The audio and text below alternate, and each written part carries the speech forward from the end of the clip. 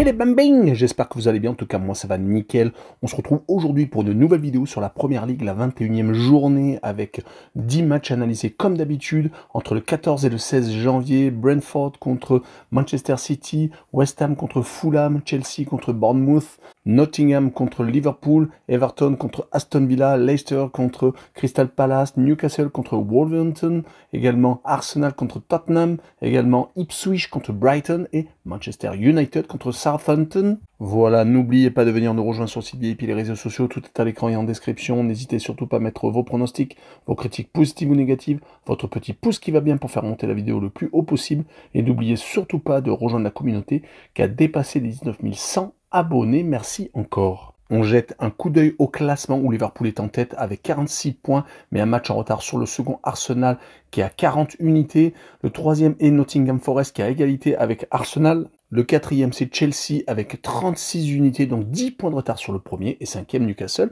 avec 35 points. En fin de classement, 3 équipes luttent pour ne pas descendre. 18e, Ipswich Town avec 16 points. 19e, Leicester avec 14 points. Et 20e et dernier, Southampton avec 6 points seulement. Et on commence par Brentford contre Manchester City. Brentford vient d'être éliminé de la FA Cup par Plymouth, le dernier de Championship. Une très grosse contre-performance. Mais même s'ils sont 11e au classement et donc dans le ventre mou avec 11 points d'avance sur la zone de relégation, ils ont tout de même un très gros coup de mou avec une seule victoire sur les 5 derniers matchs, toutes compétitions confondues. C'était à Southampton le dernier, sinon des défaites à la maison, alors qu'ils avaient l'habitude d'être invaincus. Mais le problème, c'est que tous les prochains visiteurs sont des gros, que ce soit Manchester City, Liverpool, Tottenham, voire Aston Villa. Ils vont recevoir une équipe de Manchester City qui vient de gagner ses 3 derniers matchs, mettant 8 buts à une équipe amateur en FA Cup, gagnant 4 buts à 1 West Ham et gagnant 2-0 à Leicester. Cela leur a permis d'ailleurs de remettre la tête à l'endroit. 4 matchs sans défaite. Cela faisait longtemps que ce n'était pas arrivé, car ils ont enchaîné une énorme série négative, que ce soit en Champions League ou en championnat, qui les ont fait descendre malheureusement pour eux à la 6e place. Ils ont maintenant 12 points de retard sur Liverpool. Le titre, ils l'ont oublié je pense, ils espèrent plutôt la Champions League pour assurer les arrières, pour avoir un effectif toujours aussi conséquent, même si certains joueurs vont sans doute partir en fin de carrière. Sur cette rencontre, je verrai Brentford malheureusement perdre à la maison 2-1. Et je verrai la combinaison double chance N2 et moins de 4,5 buts sur le match avec une cote 1,64. La rencontre suivante est West Ham contre Fulham. West Ham n'est pas à la place qu'ils souhaiteraient. Ils sont actuellement 14e à seulement 7 petits points de la zone de relégation avec des défaites à répétition. 3 actuellement, 5-0 encaissés contre Liverpool, 4-1 encaissés à City et un 2-1 en FA Cup à Aston Villa alors qu'ils menaient un but à 0. Il y a bien entendu beaucoup mieux pour espérer se sauver et espérer avoir une place en Coupe d'Europe en fin de saison. Ils ont, je pense, oublié peut-être cet objectif, surtout qu'ils vont jouer contre une équipe de Fulham qui est 9e, qui est vraiment très compliqué à jouer, qui sur les derniers matchs a réussi quelques exploits. Les matchs nuls contre Liverpool, contre Arsenal, des victoires contre Brighton, à Chelsea, également une qualification contre Watford, un club de Championship en FA Cup. Leur série d'invincibilité s'étend maintenant sur 9 rencontres, toutes compétitions confondues, avec tout de même beaucoup de matchs nuls. Sur cette rencontre, je verrai bien un match nul, un but partout également avec le away no bet et le match nul à rembourser. 6 victoires de Fulham à l'extérieur avec une cote à 2,02. On continue avec un choc de haut de tableau, Chelsea contre Bournemouth, le 4e qui reçoit le 7e. Il n'y a que 3 points entre les deux formations. Chelsea a eu un petit coup de mou alors qu'ils étaient vraiment très bien. Ils avaient même réussi à obtenir la place de dauphin de Liverpool. Ils ont malheureusement enchaîné les matchs sans victoire. La défaite contre Fulham a peut-être fait du mal à la maison. Dans la foulée, ils ont perdu à Ipswich Town. Ils ont été accrochés par Crystal Palace et par Everton. Ils ont par contre réussi à se qualifier, battant assez facilement une équipe hiérarchiquement inférieure. Les Blues sont actuellement sur plusieurs compétitions. Ils sont en tête de la formule championnat en Ligue Europa Conférence avec 6 matchs, 6 victoires. Mais ils accusent maintenant 10 points de retard sur Liverpool avec un match en plus. Ils vont recevoir Bournemouth qui est 7e du classement, qui n'a plus perdu depuis 9 rencontres, toutes compétitions confondues, se permettant de battre Tottenham, également Manchester United à Old Trafford 3-0. Ils sont encore qualifiés en FA Cup contre West Bromwich Albion, une équipe de Championship. Ils ont une énorme confiance, ils restent même sur les 4 derniers déplacements, sur 3 victoires et un petit match nul. En tout cas, sur cette rencontre, je verrai quand même les Blues s'imposer, mais de justesse 2-1, avec les deux équipes qui marquent pour assurer le coup et une cote à 1,50. Poursuivons avec un des chocs de cette journée, ce qui est plutôt hallucinant, c'est Nottingham Forest qui est 3e contre Liverpool.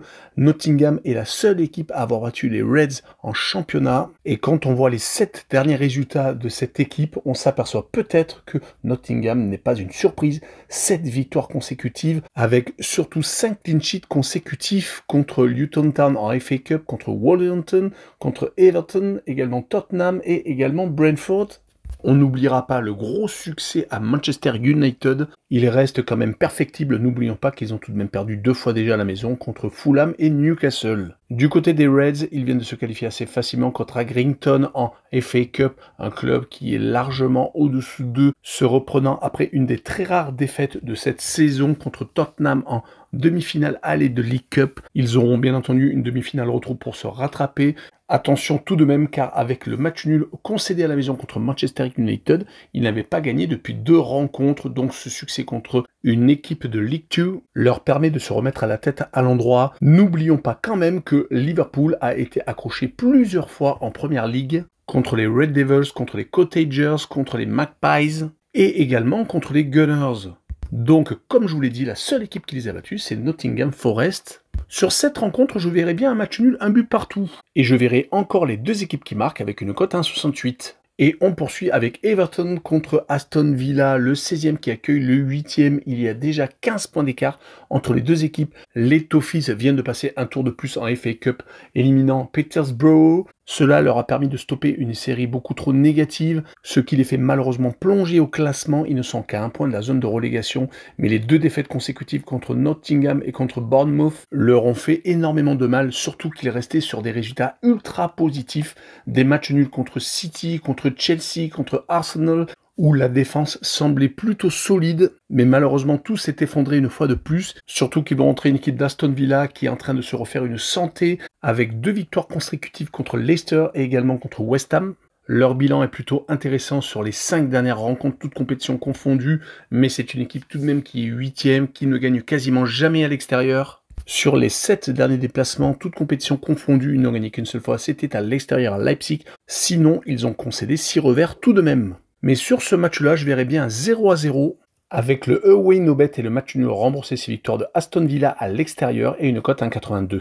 Le match suivant est Leicester contre Crystal Palace. Leicester est actuellement 19e avant-dernier à 2 points de la première équipe non relégable. Ils ont enchaîné des résultats plus ou moins contrastés avec une victoire en FA Cup contre Queen's Park Rangers, une équipe de Championship, mais surtout beaucoup de défaites contre des gros bras, Manchester City, Aston Villa, Liverpool, et également à Newcastle qui marche sur l'eau actuellement. Ils n'ont pas su confirmer les bons résultats qu'ils avaient eus début décembre contre West Ham et contre Brighton. Ils vont surtout rencontrer une équipe de Crystal Palace qui est 15e, qui a 7 points d'avance sur eux et qui est surtout sur 4 matchs consécutifs sans défaite, des matchs nuls contre Bournemouth et contre Chelsea en championnat, une victoire contre Southampton le dernier et également une qualification en FA Cup, que des points positifs.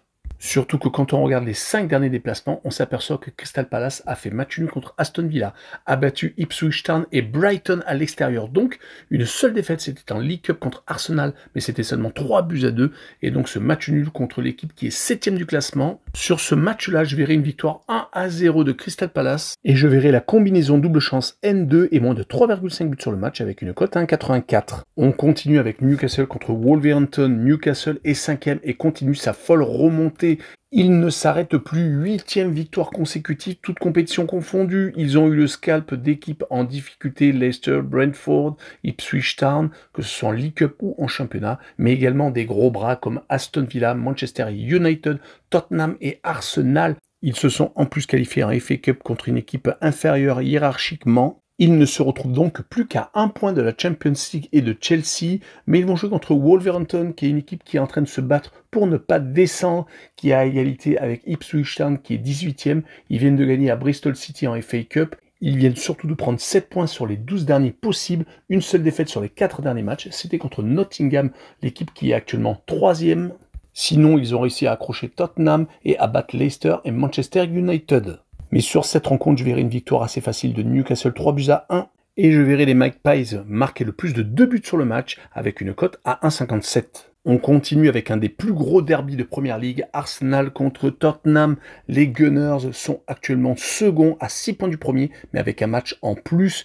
Ils viennent de se faire éliminer par les Red Devils au penalty après avoir été en supériorité numérique pendant 1 heure, prolongation comprise. Les résultats ne sont pas au rendez-vous actuellement. Un match nul contre Brighton en Première Ligue, une défaite lors de la demi-finale allée de la League Cup contre Newcastle. Il est temps de se reprendre contre une équipe de Tottenham qui l'a réussi particulièrement depuis 5 rencontres, 4 victoires et un seul petit match nul. Mais les Hotspurs sont encore malades, même s'ils ont battu Liverpool lors des demi-finales allées de la League Cup. Ils viennent de gagner en prolongation 3-0 contre une équipe amateur. Cela confirme tout de même que les résultats négatifs obtenus contre Liverpool en championnat, perdant 6-3 contre Newcastle, également contre Nottingham Forest, porte sur le moral, surtout qu'ils ne sont que 12e à seulement 8 points de la zone de relégation. Sur cette rencontre, je verrai Arsenal gagner 1-0, vu que les Hotspurs ont perdu 3 de leurs 5 derniers matchs 1-0 en déplacement et que les Gunners ont vraiment du mal à marquer actuellement chez eux.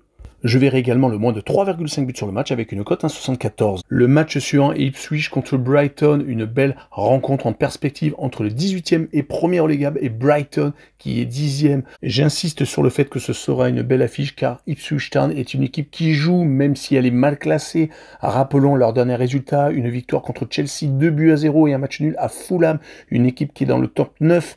Ils viennent de se qualifier en plus en FA Cup. C'est vraiment une équipe qui ne ferme pas le jeu, qui a réussi quelques exploits en déplacement comme la victoire par exemple à Tottenham, mais qui est beaucoup trop friable à la maison, déjà 5 revers, mais qui fait quelques matchs nuls et quelques victoires quand même bien senties. Du côté de Brighton, les matchs nuls les font stagner à la 10e place sur les 5 derniers matchs. C'est tout de même 4 partages de points et une seule victoire en FA Cup qui leur a permis donc de passer le tour suivant contre Norwich, une équipe de Championship. Mais quand on voit les partages de points contre les Hammers, les Villains, les Gunners et également contre Brentford, on se dit qu'il faudrait peut-être qu'ils mettent la seconde pour pouvoir peut-être remonter au classement.